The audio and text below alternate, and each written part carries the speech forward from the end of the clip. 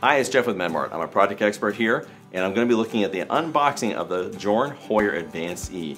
So you see this comes to you in a solid one box like this, and it's very easy to unpack, and it's also very easy to assemble. It's probably one of the easiest lifts we have. I would say when you get ready to lift it out of the box, I would recommend having a second person with you, but beyond that, it's pretty straightforward. So here we go. I'm going to show you the unboxing of the Advance E.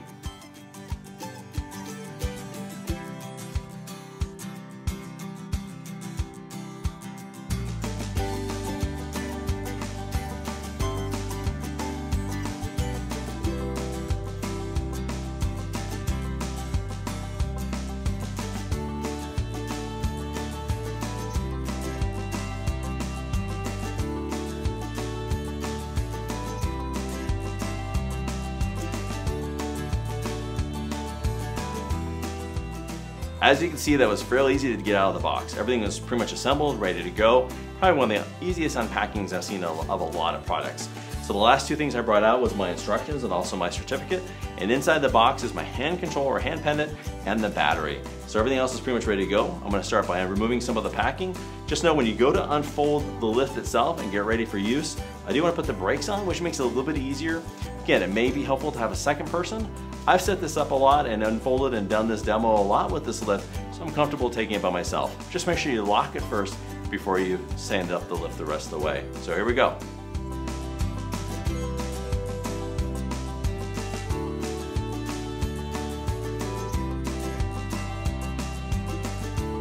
All right, before you go to the next step, go ahead and clear all the packing material out of the way so you have a nice clear area to work with. Position the lift in such a way so you can easily lift it up. Again, sometimes it helps to have a second person. It depends on your physical ability.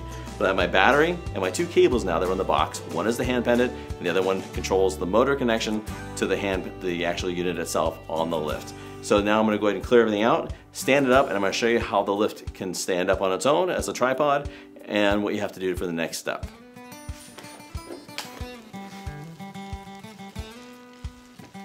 Now without too much effort, again, it may help to have a second person. I'm able to stand this up, and because of the way the lift is designed, it almost becomes like a triangle, and it actually has 3 contact points which allow me to store the lift like this if I need to.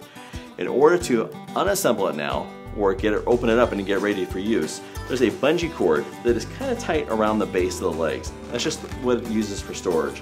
So your best bet is to kind of reach underneath, get a hold of the bungee, the plastic piece very well, and just kind of give it a good pull. Again, you may need some assistance depending on your physical ability.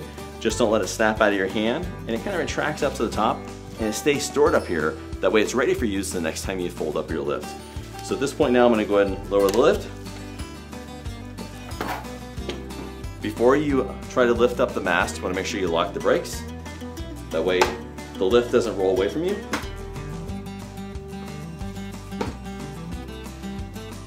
Now using your legs, come straight up, and when you get it to a point where it's perfectly kind of at an angle over the top part of the mast, that little bottom piece now will drop in. If you're not going to be folding it back up right away, you're going to come down here.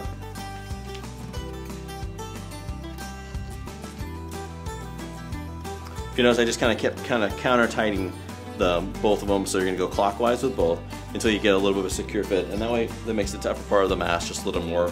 It doesn't have any shake to it now, but either way, even without that, it wouldn't actually come loose. But now when I'm ready to fold it again, I will have to loosen that back up. So now I've had a chance to go and take all the packing material off, so just take your time with it, get all this bubble wrap off of here. Be cautious if you're using scissors to get this off because you might scratch the paint, things like that. So try to take your time with it. But now we've got down to this point where I'm only left with one thing, and that is a zip tie you'll see here in the middle. So just be careful, you do have one cable that's nearby it. So you will need scissors, something like that. So just be cautious and be ready. This is gonna move on you just a little bit. Go and remove that zip tie. So one thing you'll notice too is the legs are kind of put together closely, and that's used when you are folding up the lift. So in order to get these legs locked into position, you'll notice there's a little knob right here. So basically by opening the legs to that position where it's almost like a neutral position, this little tab will pop in, and that allows me now to lock the legs in place and get ready to use the patient lift. When I'm ready to fold it again, I kind of do the opposite. Pull that tab out, it allows me to bring the legs together and get ready to fold the lift up like you saw the way it was out of the box. All right, if you notice, we're Almost there, just basically need to assemble the battery, but before we do that, I'm gonna go ahead and connect up my cables. The first cable which connects to the motor itself is an 1/8 inch pin that basically goes right into the second from my side. You'll notice there's a large hole, 2 small holes, and then 2 more small ones to the side of that. This is gonna go straight in, and with any pin that you're connecting or any connector, handset, or whatever you're using, you wanna make sure you're giving a really good little push all the way up.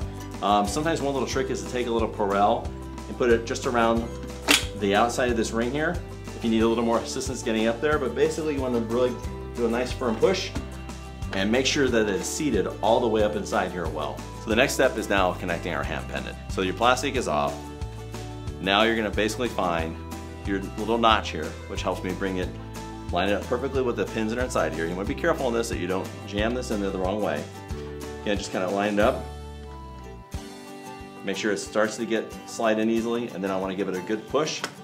And you almost feel like a little snap, and it really almost kind of sits and recesses in a little further inside the spot there. And you really wanna make sure that's secure, because that's one of the #1 things that happens is these hand controls stop working because people never got a good connection here to begin with.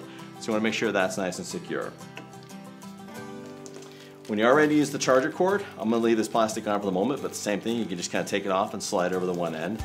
But there's a charging port on the front side of this box here that basically when you're ready to charge your battery, it just pushes in and connects in nice and secure, and this now connects to your wall for charging. The next thing is getting the battery ready to use. If you notice, there's a little tab on the bottom here that you want to kind of set it on, nice and secure, and it hangs across the back. There's a little piece on the back that will kind of grab that at the same time. So you want to make sure that cinches in nice and tight. Give it a good push and make sure it's locked in. You hear that extra little snap, and that means my battery's on there secure. So now I'm ready to plug this in for the first time and charge the unit.